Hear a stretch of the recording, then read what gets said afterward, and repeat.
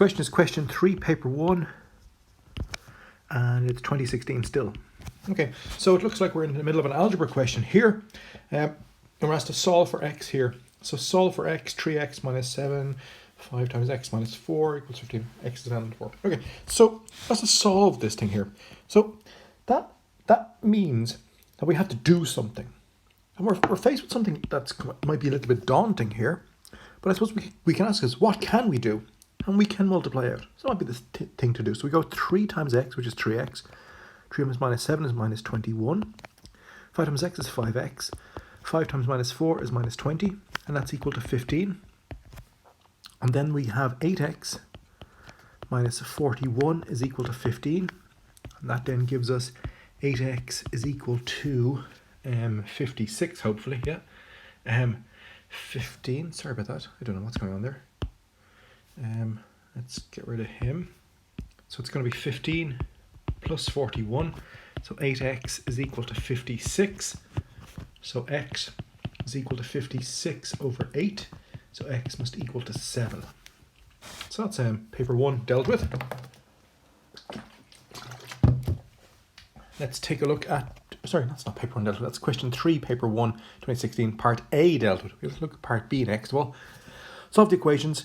Okay, so without reading any further, we spot that we're in simultaneous equations, and we spot that these are the easy type of simultaneous equations. So this is 4a plus 3b is equal to minus 3. And we have 5a minus 2b is equal to 25. So I put up a video about that there last Friday, I think, about simultaneous equations. So you should be okay with this at this stage. Basically, I wasn't happy with the order they were written in up here. So I had to write them out in the order I prefer, which is this order down here, okay? All my A's are lining up under my A's, my B's are lining up under my B's. And a nice spot that these are the handy type of simultaneous equation question, okay? There's no squares. So we have no squares. So that means we have to kill off. So we draw our line, and we're going to try and get one of the letters to match up. The easiest letter to match up is probably the B's. So let's get the B's to match up, and they will match up at 6. So turn this guy here into a 6, and I have to multiply the entire top row by 2. So I get 8a plus 6b is equal to minus 6. And down below, I'm going to multiply the bottom line by 3. So it's going to be 15a minus 6b is equal to 75. Now when I combine these two lines together, they will kill each other off. So I have 8a plus 15a is 23a.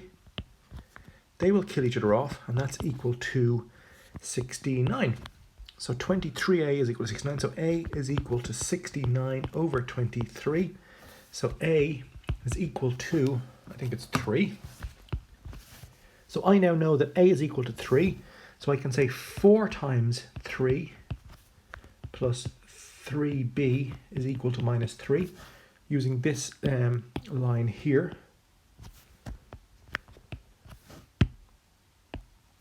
So that's 12 plus 3b is equal to minus 3. So 3b is equal to minus 3 minus 12. So 3b must equal to minus 15. So b must equal to minus 15 all over 3. So b must equal to minus 5. Right. So that's part B dealt with. I have my A and my B. Okay, list all the values of x that satisfy the inequality of this thing here. So we treat these symbols here exactly like equal signs, except in one instance. Okay, so we're going to treat it exactly like an equal sign, and hopefully we'll come across that instance now in a second. So it's going to be 4x minus 6 plus 6x is less than 25. And that then gives us 10x is less than 25 plus 6. So we're treating this guy here just like we would any equal sign. It means less than, yeah? So 10x must be less than 31. Okay, that means that x by itself must be less than 31 divided by 10. So x must be less than 3.1.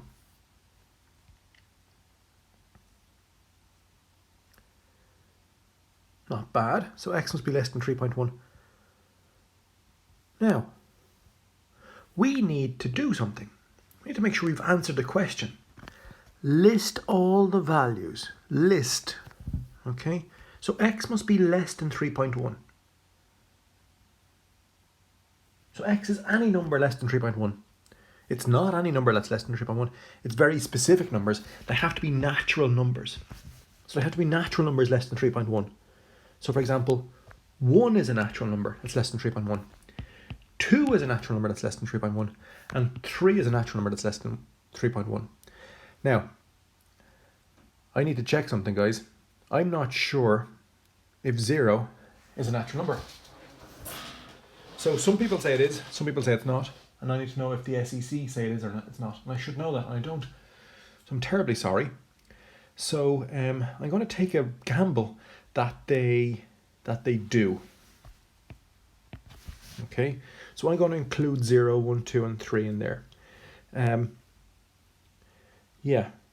I can't check it on my iPad because I'm currently recording the screen. I don't want you to see what else I've been doing on my iPad. Yeah, if I'm wrong in that assumption, I'll edit the video, but I think I'm okay with that. So the natural numbers are 0, 1, 2, 3, 4, 5, so on and so forth. The whole numbers. Okay. So when I was learning this, 0 wasn't a natural number because we were told, or it was understood, that the natural numbers were the numbers that came naturally to us when we were counting them. So when we learned to count, our mother might have given us spoons, and there's 1 spoon, 2 spoons, 3 spoons.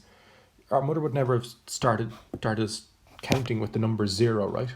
That's the number that doesn't come naturally to children, right? The number 0. But yeah, I think we're going to start calling 0 a natural number.